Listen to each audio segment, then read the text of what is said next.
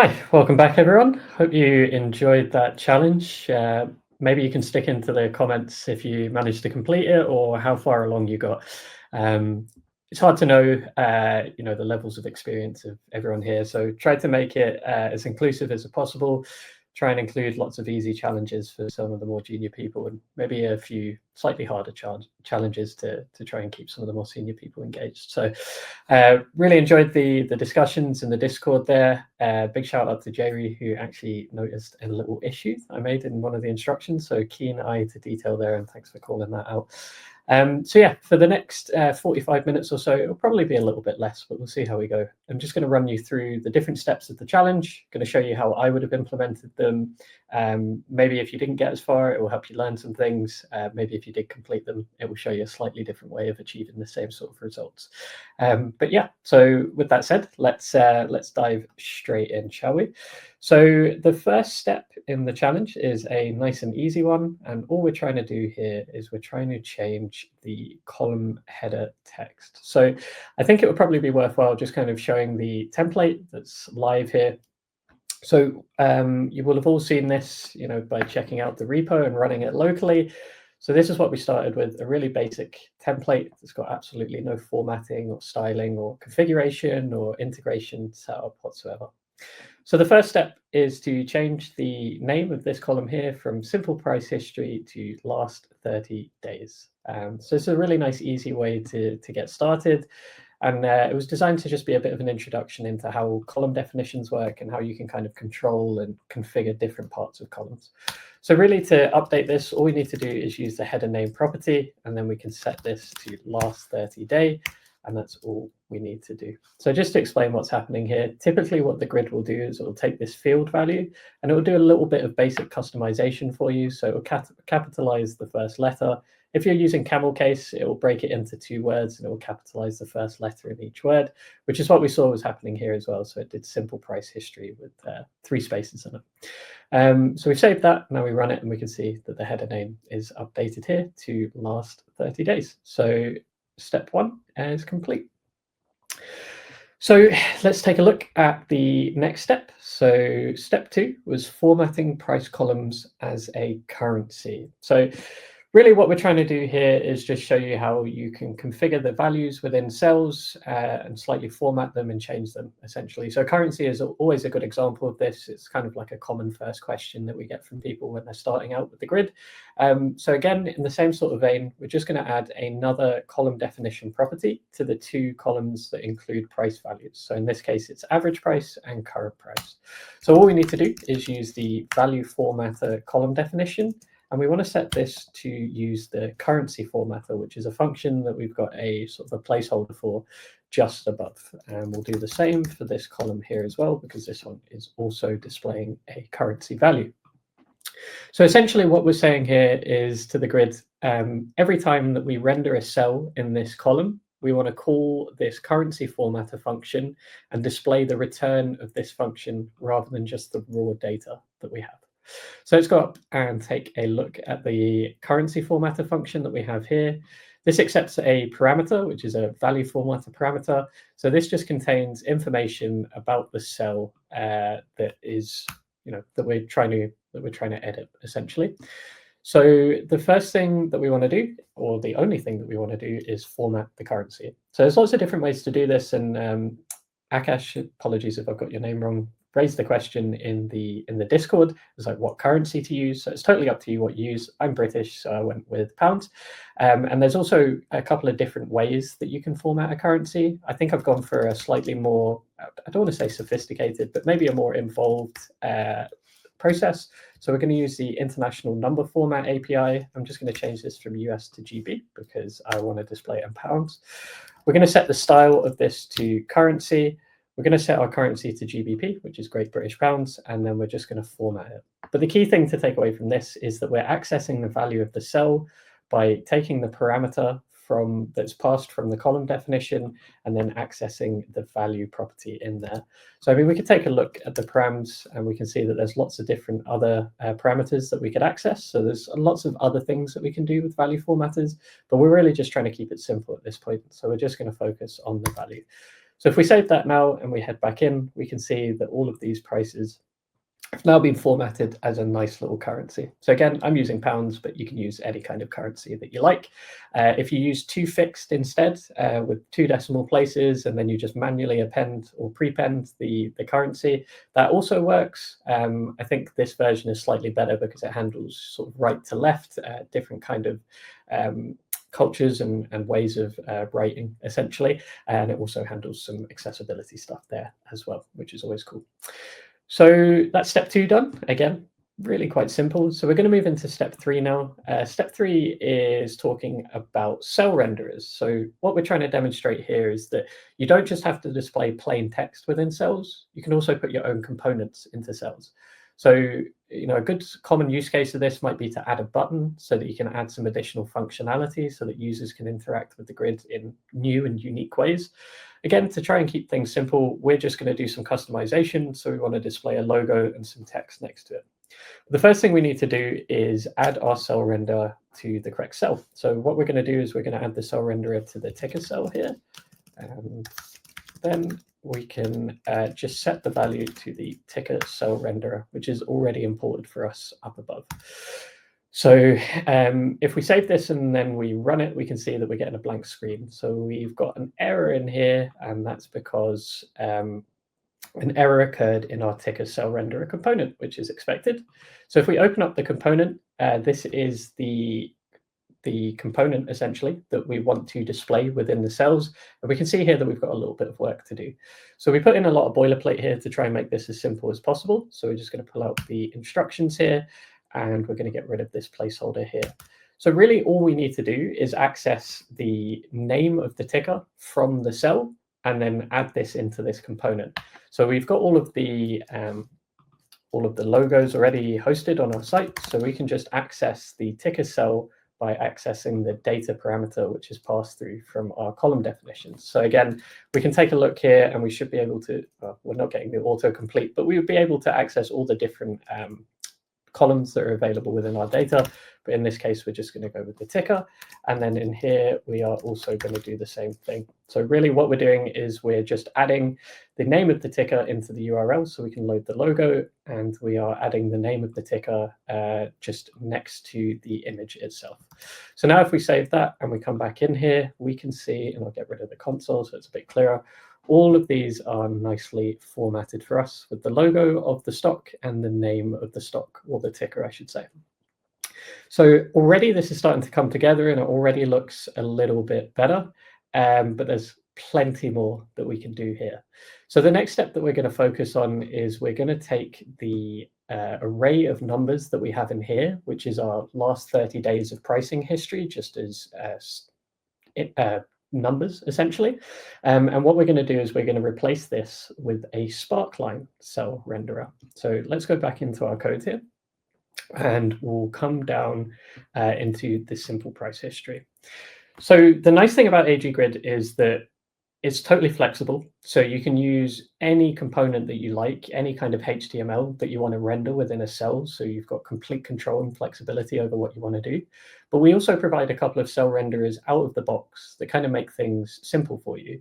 So a simple example might be like a drop down, so that you can edit cells with a drop down inside of a cell so that you don't have to build out all of that UI yourself. But another really cool example is the sparkline cell renderer.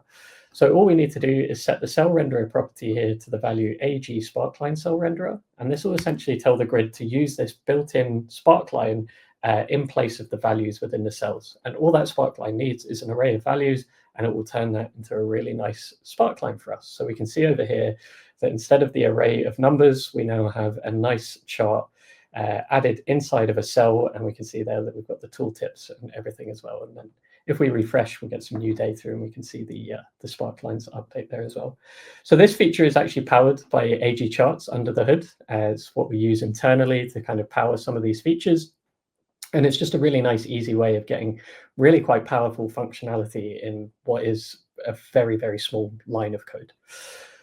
So it's not too much different from what we were just doing in the step before, but this time just using a out-of-the-box sparkline cell renderer.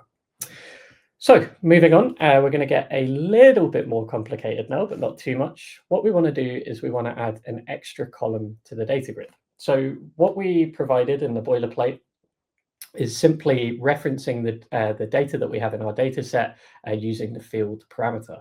But we can also add new columns, and we can put whatever we want into these columns, and we can also extract the values from other columns to do some sort of calculation to create a new column based on their value. So what we want to do is add an extra object in here, which says that we want to add an extra column. We're going to give it a name, so we're going to call the field P and L, which stands for profit and loss, a nice sort of simple way for us to refer to it. This will become important later, so I'll kind of reference this again later. You don't have to put field in here, but for some of the stuff that we want to do later on in the challenge, this becomes quite important. So we're going to give it a header name as well, because P&L is maybe not the most intuitive thing if you're not kind of into your finance and things like that. And then what we're going to do is we're going to use the value getter property, and we're going to set this to the calculate profit and loss function. So this works very similar to the way that value formatter works. And it essentially tells the grid every time that we want to render this cell, we need to go and get the value as the result of this function. So similar to the formatter, but rather than just applying some sort of arbitrary formatting to it, what we're doing is we're actually calculating the value of the cell in real time. So we can come back up to our calculate profit and loss function over here, and we can actually implement this. So inside the instructions, I gave a basic formula of how to actually calculate the profit and loss. And in order to do that, we just need to access some data within the grid itself. So we'll start off by accessing the number of shares that we have. And we'll do that by calling params, and then we can access the data within these parameters. And then we can access the actual data that we're trying to access. So in this case, it's going to be shares. Then we can do the same thing for average price, and we can do the same thing for current price. So Copilot's helping me out here with some auto completion, but hopefully that all makes nice sense there. And then all we need to do is perform some very basic calculations on this and return the value. So in this case, what we're going to do is we're going to do the average price. We are going to do the total number of shares times the average price. So this gets the sort of amount of investment that we've made. And then we're just going to subtract from that the current value. In fact, I think I've got these wrong. So what we're going to do is then calculate the current value of those shares, and then we're going to subtract the average price. So I should change that to price. So now when we come back over here, what we can see is that we have this new profit and loss column, and in here we have all of these values, which is calculated based off the number of shares we had, how much we paid, and how much they're currently worth. So we can see if the stock has gone up, we're in the green essentially, and if the stock price has gone down, so we bought in at £41 and it's now £21, so we've ended up losing £905. So we can see there at a glance we've got the positive and the negative integers, and we can see whether we're in profit or making a loss on these different sorts of holdings that we have. Because we're displaying a currency here as well, we're probably also going to want to put a value formatter in here. And because we're just using a currency, we can reuse the currency formatter function here, so everything looks nice and clean for us. So now if we go back in, we can see that we have our profit and loss nicely formatted for us. So we can kind of see quite easily, what stocks are performing well in our portfolio and what stocks, we're maybe making a loss on. But I think it would be a little bit nicer if we made this a little bit more obvious. So if we're making profit, we're in the green. If we're losing money, we're in the red. And I think it would be good if we could just see that at a glance. So what we're going to do now is we're going to add some conditional cell styles to the profit and loss column. So what we're trying to do here is, AG Grid is very flexible. It's very customizable. There's so much you can do to customize it. One of the things that you can do is you can apply styles to cells based on their value. So this is essentially conditionally styling based on arbitrary values within the cell. So what we want to do is we want to add the cell style property, and we're going to set this to the get profit and loss cell style function, which we have just above.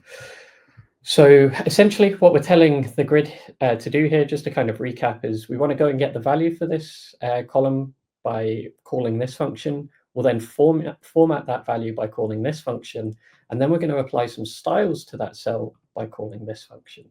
So it's all kind of following the same theme and the same format, and it's designed that way to try and keep things as intuitive as possible. And this is where we're then just going to implement this function so that we can return the correct CSS based on the value of the cell. So what we're going to do is we're going to get the value. So we can just call params.value. So that extracts the value of the cell. And then we can apply some CSS based on that. So we can just say if the value is greater than 0, then what we want to do is return color green, and that's where I made the mistake. So I got that the wrong way around in the instructions, but that was helpfully pointed out. And then otherwise, if the value is less than 0, so if we're making a loss, then we want to return red. We could add in a third sort of condition there as well. But in this case, if it is 0, then we're just going to leave it as gray, essentially. So this is like a very simple example of how you could apply cell styles. There's also other options, so you can apply cell classes. So rather than providing the actual CSS in the return value, you provide the name of the class, and then that can reference a CSS file. So you can get really kind of creative with the different kind of styles that you want to apply. But just to kind of get the point across, we're keeping this nice and simple. And now if we come back across here, we can see that our profit and loss is nicely styled based on their values. And if we just refresh that, we can kind of see that update in real time. So now at a glance, we're really starting to see our grid come together, and it's kind of giving us a much more intuitive and useful view of our data. So if we imagine this was a real sort of financial dashboard, we could see here at a glance, where we might want to start selling some stocks, maybe add some additional investments and things like that. So let's move on to the next step. So this is step 7. We're getting towards the end of the steps here, but they do get a little bit harder towards the end. So let's make a move on to row selection. So row selection works in AG Grid. As you can see, we can kind of select the rows here. They get highlighted, but when we move away, they're no longer selected. So what we need to do is we need to enable this feature because it's not turned on out of the box. So because this applies to all the rows and all the columns in the grid, this is a grid option now rather than a column definition option, or a column option, I should say. So what we want to do is we want to set row selection, and we want to reference the row selection object that we have at the top of this file. And essentially, there's two kind of basic ways of using row selection, but the thing that you always need to do is you need to set the mode. In this case, we're going to go for single row, so we can just tell the users they're only ever allowed to select one row within the grid. But we could also do multi-row as well, and that would let users select multiple rows. For this use case, it makes sense to just restrict it to single row. The reason that this is a separate object and we don't just define this as a string down in the grid options is because row selection is a really powerful feature in AG Grid. I could do a whole workshop on just row selection. So there's loads of different other things that you can configure in here. For now, we're just going to do the simple thing by enabling it and setting it to single row. If you want to see some of the more things it can do, I'd recommend checking out the documentation. So now if we just save this file and we head back into the example, we can see here now that we have got row selection enabled. So users can now click on this checkbox, and we could also disable this checkbox if we wanted to, but I think it makes sense to leave it on here. So users can now go and select rows. But that's kind of boring on its own. You can select a row, great, now what? So really what we want to do is we want to listen for when a user selects a row, and we want to do something when that row is selected. So what we need to do is we need to hook into an event. In this case, the event that we want to hook into is called on selection changed. And because this is an event that's triggered throughout the grid, again, it's a grid option rather than a column option. So we can go on selection changed and then call this function. So what we're saying here is to the grid, anytime the selection is changed by the user, this is the function that needs to be called. So we've wrapped this in a use callback hook. And essentially, anytime the selection is changed, then this function will be called. So we can do something with this. If we wanted to, we could just log the value, or we could trigger some sort of event. But the first thing that we really need to do is we need to get which row was selected. So this can sometimes trip people up when they're using AG Grid for the first time, because you might expect it to just kind of pass you through the selection in the event. but that's not quite the case. So instead, what we need to do is we're going to create a new variable here, and we are going to call it currently selected row data. And then we're going to access the parameter here. So this is the event that is passed through into this function whenever a selection event happens. So we call event. This event gives us access to the API. So the Grid API is a really powerful, all-encompassing API. It's got hundreds of different methods in there. There's so much we can do with it. But in this case, what we want to do is use the getSelectedRows method to return all of the selected rows. Because we know that we've set row selection to single and we can only ever have one row selected at a time, we're just going to call the first element in this array. So we get all of the selected rows. And because we've only got single row selection enabled, we're just going to get the first one in that return. So essentially, whenever a row is whenever a row is clicked, this variable here is populated with the row data, and then we need to do something with it. So really, the reason that we've enabled row selection is that so whenever we click one of these rows, we can pass data through to this chart so that it can be displayed. So anytime we change what we click, it also changes what's displayed up here. So in order to do that, we need to pass this data over to the chart. So if we take a quick look at our parent component, as I mentioned in the presentation just beforehand, we have this state variable in the parent component that holds the selected row, and we've passed this set selected row callback into the data grid so that we can access this and update this variable from within our data grid. So whenever that is done, we just want to go set selected row, and then we're just going to pass through the currently selected row data, which is there. So we could do a little bit more error handling in here. There's probably a few more kind of checks and balances that we could apply to this to make sure that we're not throwing any errors and that we're handling things in the perfect way. But because this is a very canned demo, I think this is sufficient for now. So if we then go and select a row, well, nothing's happening. And that's because we haven't implemented anything yet. So if we just want to double check that this is all working, we can add a quick console.log in here, and we can just say selected row, and then we can log whatever the selected row is. So we can just make sure that this variable is updating whenever the click events happen. So if we quickly just inspect here, and I'll clear this out, I can click on this and we can see that we've got the selected row and we've got all of the data from that row. So we've got the ticker name, which is ADI, we've got the average price, the current price. And the key thing is we have this detailed price history, because that's really what we want to display in this financial chart here. So if I go back into my app component, we can see that this is now being updated, which means that this will cause the financial chart to re-render with this new selected row data. So all we need to do is go into our chart and actually configure it to do something with this data. So at the moment, we're returning an empty options object here, which means that the chart really isn't configured to do anything. All we really need to do is just tell it what data to use. So in this case, it's going to be selected row.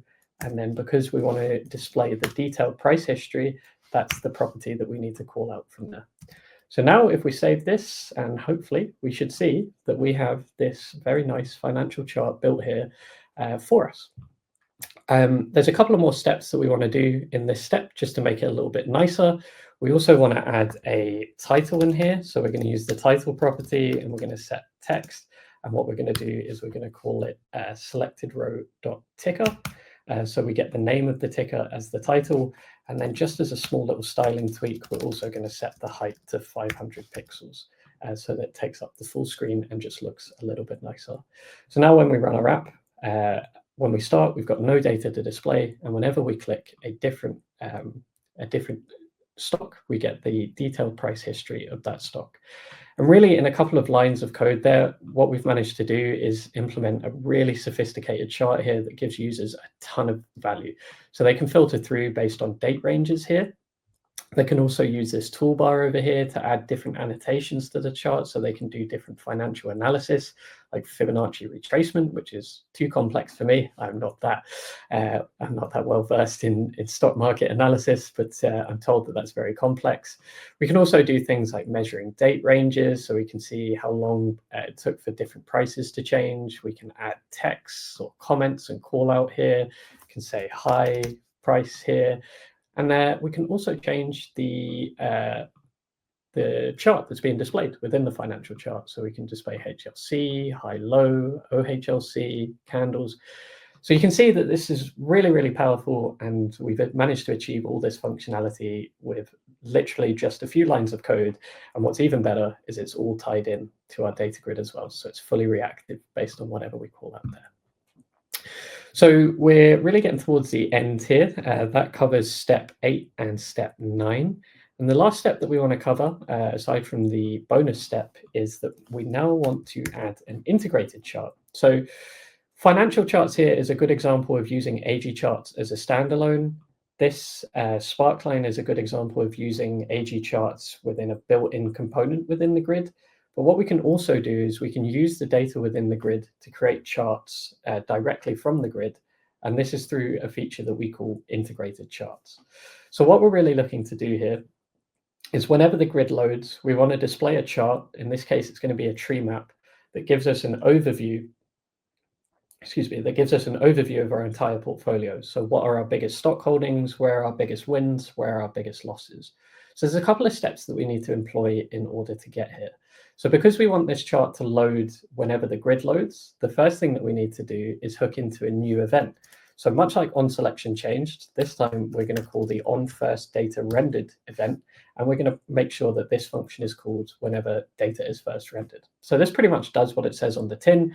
Whenever data is rendered, it then goes and calls this function. So now we can come up here, and then this is where we can actually go and create our chart. So now that we know that the chart, the grid is loaded and the data is rendered, we know we're ready to go and create that chart. So what we can do is we can access the API via the params. So, looking back at a couple of steps ago, we accessed the API to do certain things. Now we're going to access the API to create a range chart. So as I mentioned, there's hundreds of different methods available in this API, but what we want to use it for is to create a range chart. So the first thing we want to do is set the chart type that we want to use. In this case, it's going to be a tree map. We could use lots of other things as well. We could do like heat maps and loads of other different charts. So if you go on agcharts.com and look at the gallery, you'll see all the different chart types that are available. And then we need to define the cell range. So this is telling the grid what columns we want to use to build this chart, essentially. So we'll say columns, and then we'll pass through this array. So the first thing that we want to use is the ticker. So that's going to be our first group, our first level group in this tree map. We then want to use the average price to group that further. And then finally, we also want to access the P&L. So if you remember earlier when we created this P&L field or column, I mentioned that we needed to include this field for a step later on in the workshop. And this is why we needed it, so that we can reference it here inside of this range chart. So essentially what we're saying is whenever the grid loads, go and create a range chart, make it a tree map, and display these columns within the tree map. So if we come back, nothing's displayed because we haven't triggered the event yet. But if we hit refresh, we can now see that we have a range chart displayed here. So we can get a very quick overview of what stocks are performing the best, and how much our profit and loss is, how much our average holding is, and the name of the stock there as well. We can see over on the right. What's cool about this is it also gives the users the ability to go in and change these chart types, so they can go and configure it. They can also customize it, so they can add a title to it if they wanted to. They can also change the axes. They can set up the different categories. So even though you're programmatically defining what is displayed, the user has ultimately complete control over what they actually want to display here. And that's actually it for the 10 steps that we included at the start. But we did include a bonus step to kind of tie all of these things together by adding a click listener into this heat map. So we've got it so that we can click the rows within the grid and it will display within the chart. But wouldn't it be nice if we could click these things inside the chart, select a row in the grid, and then propagate that through to the financial chart? So that's the last thing that we're going to cover here. And all we need to do is update this range chart so that we can include a little bit more information, essentially, on hooking into these events. So what we need to do is access the chart theme overrides property, which lets us customize things within the chart. This includes things like the title, different axes labels, and things like that. But in this case, what we want to access is the listeners, which is an object inside here. Let me just make sure that I've spelled that correctly. Yep, I have. Okay, so we've got the listeners, and then we need to define what listener that we actually want to hook into. So in this case, it's going to be the series node click listener. And this contains an event property, and then we can actually implement the function here. So what we're doing here is we're overriding the listener, in this case specifically the series node click. So whenever a click event happens within the chart, this is the function that will be called here.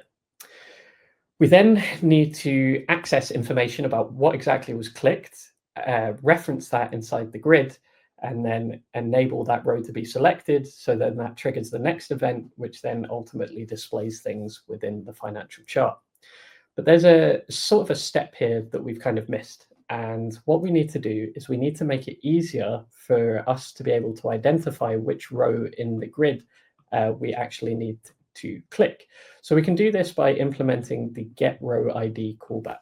So if we go down in here and we add getRowID and we set this function, essentially what we're saying to the grid is every time you render a row, you need to call this function, and whatever the return value of this function is, that should be the ID for the row. That's how we want to identify the row.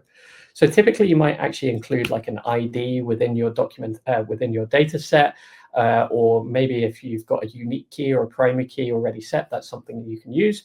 So in this case, we're just going to go with the ticker name as our unique key or our row ID, because we know in this data set that it is unique for each row.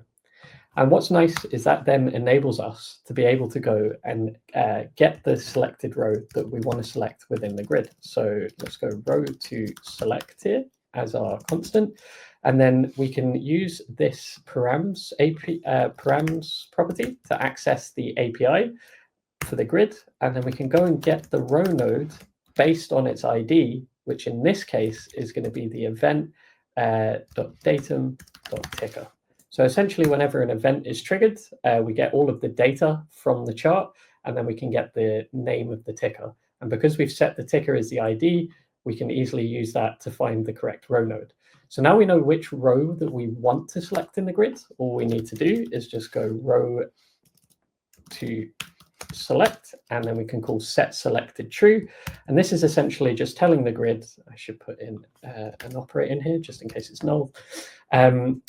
Essentially what we're saying to the grid is, anytime something is clicked within the chart, go and find the appropriate node and then make sure it's selected. So if we come across here now, and I'll just need to quickly refresh this to rebuild it, we can click, we have a bug. So let's go back here and make sure that we have implemented everything correctly. I have missed a feature, so I need to actually add common in there. There we go. So that's what was causing the issue around the listener. So in order to access the listeners, we need to call the chart theme overrides property, and then common, because this applies to all different charts, and then the actual listener. So we could restrict this to just certain types of charts, but in this case, we're going to apply it to all charts. So let's hit refresh there now, and now we can click here and we can see that the chart changes. The last little thing that we want to do is, it's nice that we can click BP, but if it's not in view, then it's kind of hard to tell what we're looking at in the grid. So there's another little handy API that we can use, and we can go params.api, and we can ensure the index is visible. And essentially what we're saying here is whenever the row is selected, we get the index of that row, so how far down in the grid it is, and then we just want to make sure that it is visible. So we also just need to add in a catch there, just in case that's null. Now if we refresh, when we hit the stock, it doesn't just display it in the chart, but it also scrolls the grid to the correct position. And there we go. That's all 10 steps, including the bonus step. And we now have a financial charts dashboard that is nicely configured, nicely styled. It uses integrated charts. It uses custom components. We've got financial charts built by AG Charts. And honestly, there's so much more that you could actually do here. I would encourage you to go and take this and try and build on it if you can. But given the time constraints here, we felt that this was an appropriate amount of work to do. So really quite a lot to build in just 45 minutes. Really hope you enjoyed this session. If you have any questions or anything like that, feel free to reach out to me. You can find me, James Swinton-Bland, on LinkedIn. You can email me, james.swinton-bland@aggrid.com, or go onto our website, sign up for our newsletter. encourage you to browse our documentation, all of that good stuff. But yeah, that's all from me. So thank you all very much for your time. Hope you enjoyed it. Hope you enjoy the rest of the Forge Day as well. And we'll see you next time. Thank you very much. Hello, hello, hello, and thank you very much for the beautiful presentation and for explaining everything. We have a few questions from you for our audience. Can we start? Of course, yeah. Perfect. So the first question is why the use of use memo hook for the columns in this case? Yeah, so it kind of just depends what you're trying to do. Because in this example, we're kind of like hard coding the columns. We know the columns aren't going to change. We have a static data set. It's just a React optimization to use memo. If you know that you've got a column set that might change, perhaps you're targeting an external API and it's got a different kind of changeable data set and you might need to add and remove columns, then you can wrap it in a use state hook instead. But in this case, we just felt that it was more appropriate to use memo. So it's kind of, it just depends on your use case essentially. Perfect. Why not use a ternary operation for the color? Of course, yeah, you could also do that as well. I guess I was just trying to keep it as simple as readable as possible, trying to cater for all different audiences. A ternary operator is probably the better choice. So yeah, very fair comment there. That's definitely something that you could have done. The next one is where will onSelection change go? Not sure I understand the question. Maybe they can provide a little bit more clarity. Essentially, all onSelection change does is the event is raised within the grid. You provide a function that you want to be called whenever that event is raised, and then you can do whatever you want with it from there on. So what we were doing is we were passing that data up to the parent component and then back down into the financial chart. Ultimately, you can do whatever you want. Something as simple as triggering an alert, for example, or something much more complex. Maybe you want to trigger an action on your backend, receive some updates, update the data grid. It's honestly as simple as complex as you want to make it. Thank you. And the next one is how do AG-Grid and AG-Charts handle real-time data updates in dashboards? Are there any performance considerations when dealing with high-frequency data? Yeah, it's a really good question. So I'll start off with AG-Grid. AG-Grid is really optimized for high frequency data. If you go on our demos page, you actually see a finance demo that looks kind of similar to this, but it does have updates built in. We actually have an API for handling transactions. So you can pass your updates into this API, and then the grid will handle that in the most performant way, and it will apply those transactions in batches.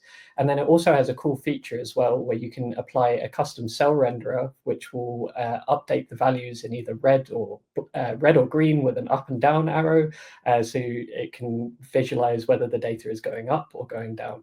I did toy with the idea of adding kind of real-time data in this demo, but I thought it added a little bit too much complexity. But that might be a good thing to go ahead and try, is go and check out our finance demo on the AG-Grid demos page. All of the code is available in GitHub. You can check that out, and maybe you can kind of merge the two. You'll need to maybe refactor the way the data is generated and then handle how that's passed into the grid, but that can be a cool thing to do. With AG charts, I'd say it's a little less straightforward. It kind of depends on your use case. So we do handle high volume and fast updates. So I've written a blog on that. So if you go on AG Grid's blog and you type in, I think if you'd just be able to find it like, I forgot what I titled it. It was a year or two ago I wrote it now, but high volume updates with charts or something like that. And you can see a bar chart essentially updating in real time.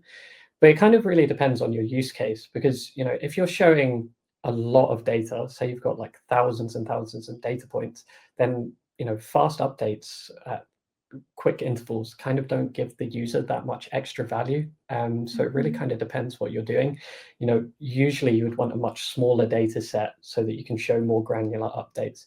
In that case, it is a case of just passing the new data to the chart. The chart will process that, it will redraw it on the canvas for you, and it will show that. So it can handle it in some cases. Kind of just depends on your use case and how much data you have. Amazing. Thank you for this answer. And we have another question saying, what's the best approach for syncing a grid selection with a chart update? I mean, like selecting some rows and having the chart update accordingly to reflect the data for any of those selected rows? Yeah, I mean, well, one approach that works well is just to tie the APIs together, like we did in this example. So hooking into the callback events from the grid and then passing that data over to the chart so it can re-render. That's quite useful if you've got sort of the standalone AG financial charts and you've got the standalone grids, and they're kind of two separate libraries that need to communicate. So you kind of need to do the plumbing and wiring yourself. If you're using an integrated chart, on the other hand, that's all done for you. So if you were to go and look at that tree map and you were to enable cell editing within the grid, and then you update some values within the grid, that will all be automatically reflected in the integrated chart for you. So that's kind of the benefit of using AG charts via integrated charts in AG Grid, is it kind of takes care of that for you. Or if you want the flexibility, you can kind of put the two components in and wire them up yourself. So it kind of just depends, what approach you want to take, whether you want everything to be controlled within the grid, whether that's your one source of truth, or whether you want to have separate components and you kind of want to manage how they communicate with each other. So it's not so much, is there one sort of like silver bullet best approach? It's kind of like tailoring it depending on your solution. Yeah, it makes sense. And then we have one final question for you. Let's say it's a little bit tricky. And it says, any chance that one day the map charts will be in a free tier or less costly, or less costly tier than enterprise? Yeah, I think a decision like that is probably above my pay grade. I don't get to choose what goes in where and how much we charge for them. I would encourage you, if you're interested in trying them, you can try them for free. You can run them all locally. There's no restrictions there. So if it's just for a little side project or something like that, you don't ever have to pay us anything. You can just go ahead and try it. If it is for like a commercial product or something like that, I would say that we're probably cheaper than the alternatives out there, and you get all the other stuff as well. If that's something that's kind of holding you back, you can get a trial license off the website, which will run for a couple of weeks. You can extend that for a month or two while you do your testing. And if none of those work, maybe you can just email our commercial team over at info@aggrid.com and you can see what they can do for you. Nice. Thank you for that. And once again, thank you for your exercise. Thank you for explaining everything. And of course, for answering these questions, James. My pleasure. Thanks for having me and good luck with the rest of the day.